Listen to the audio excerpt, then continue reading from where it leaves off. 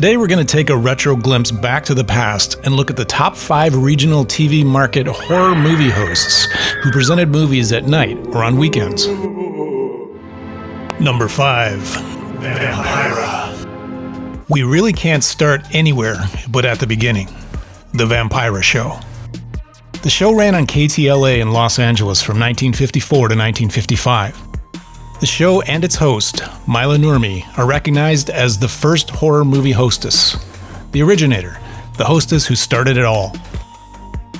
She was an actress born in Finland who got her start in the film business in the 1940s, performing in minor roles.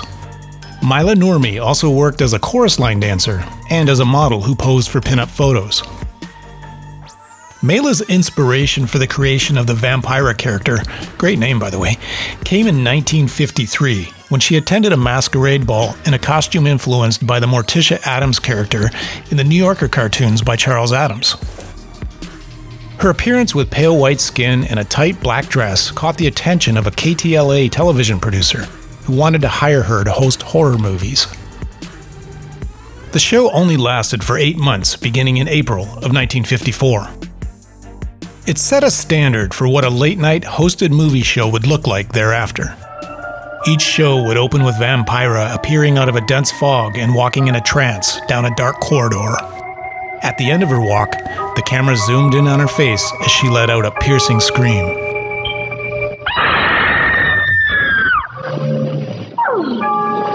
Screaming really nasty, so...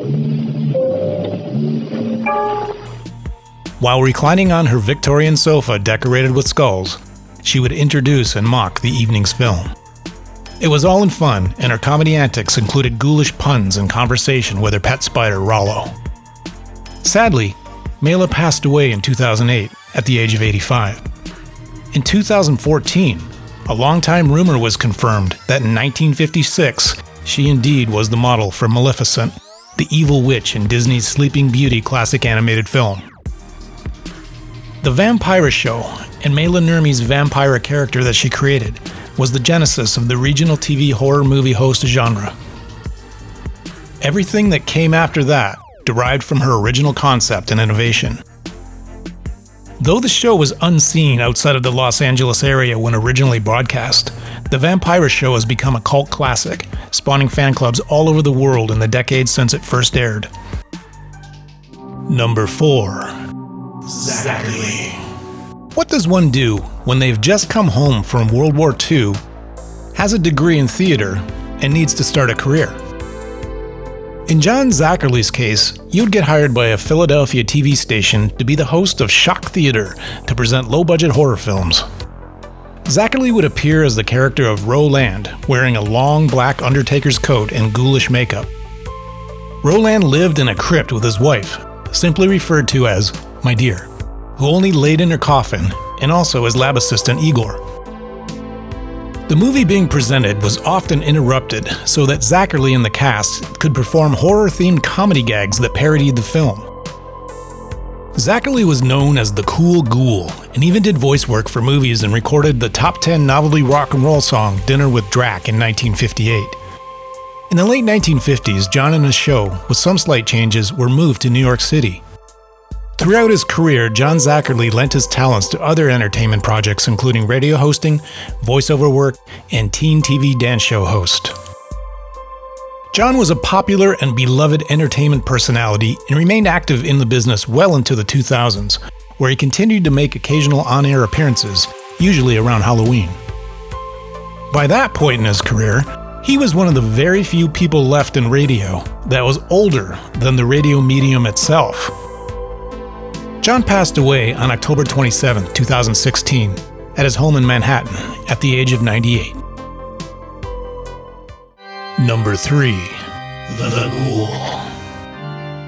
Millions of people from all over the Midwest in the 1970s remembered and loved Ron Swede. No? Who was Ron Swede? He was better known by his character that began appearing on The Ghoul Show on Cleveland TV station WKBF in 1971. Swede's ghoul character was costumed and made up to appear like a psychedelic beatnik, wearing dark tinted eyeglasses with one lens missing. With his on-screen antics and energetic style, the Ghoul presented late-night B-grade horror and monster movies with frequent hosting breaks to pepper his performance and commentary with early adolescent humor.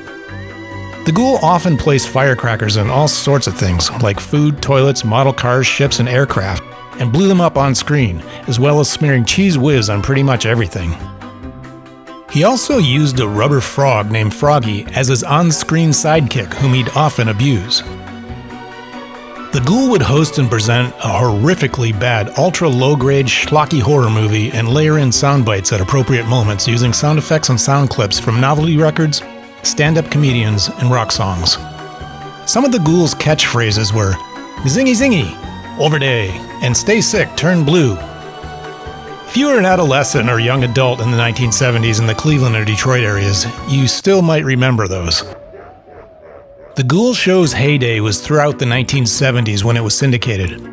Up until about 2004, Ron Swede as the Ghoul appeared on and off the air in the Cleveland and Detroit areas, and at times even branched out into radio and the internet. Sadly, Ron Swede passed away recently on April 1st, 2019 at the age of 70, 5 months after suffering from a massive heart attack.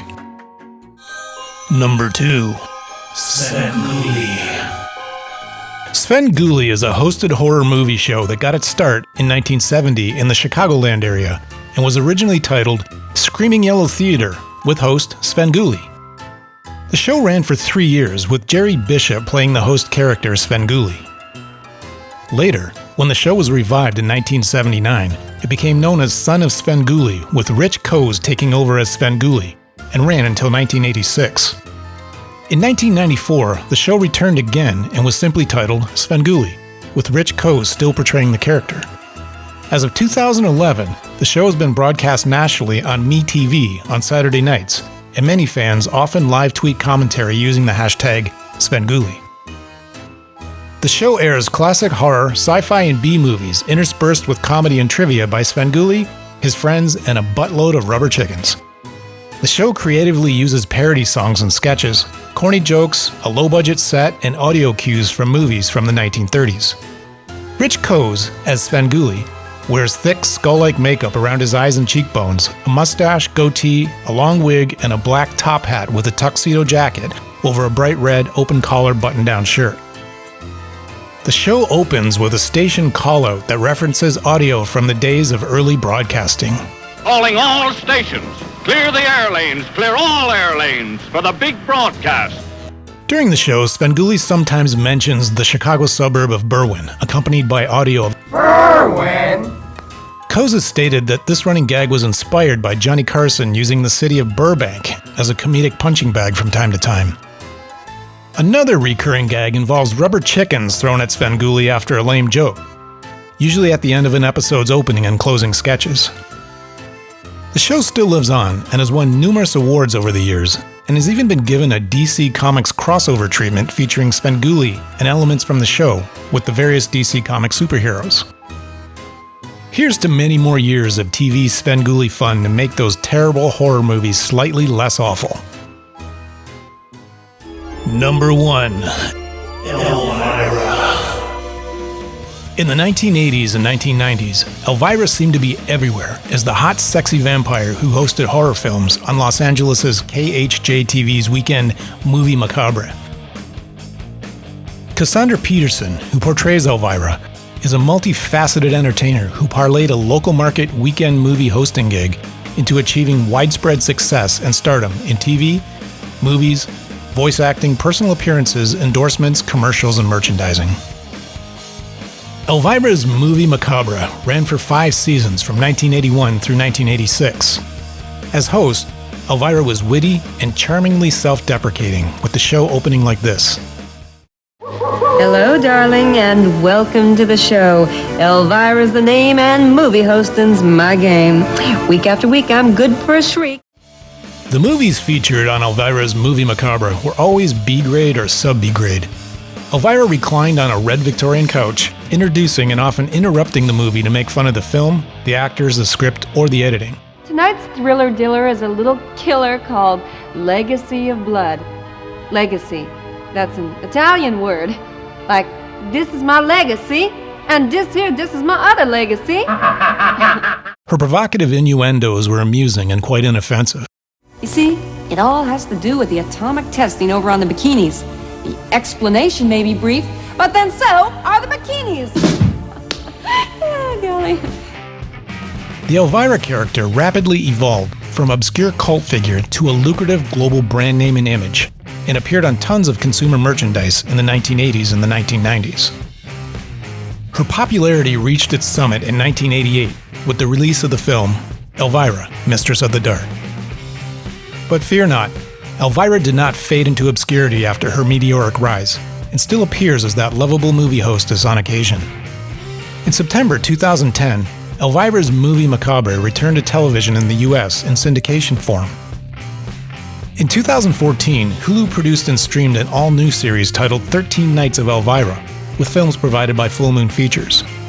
There's also been numerous DVDs and box sets released over the years of past shows with unseen footage, as well as brand new content for the home video market. Ms. Peterson continues to work on Elvira-themed projects, including a direct sequel to 1988's Elvira, Mistress of the Dark. She is also working on her autobiography, which is due to be released in 2020. As Elvira would say, Till next time, unpleasant dreams.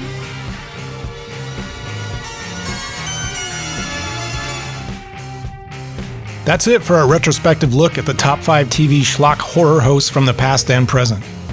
These hosts all brought terrible, low-budget B-grade horror films to TV and made them a little more palatable with their own brand of bizarre and entertaining humor, quirky horror-inspired characters, and timely cultural references and satire that kept TV viewers interested and coming back for more.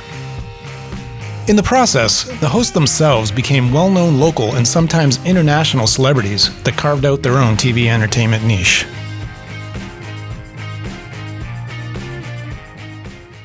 I hope you liked the video, and thank you for watching. Please subscribe by clicking on the button below. I really do appreciate your support.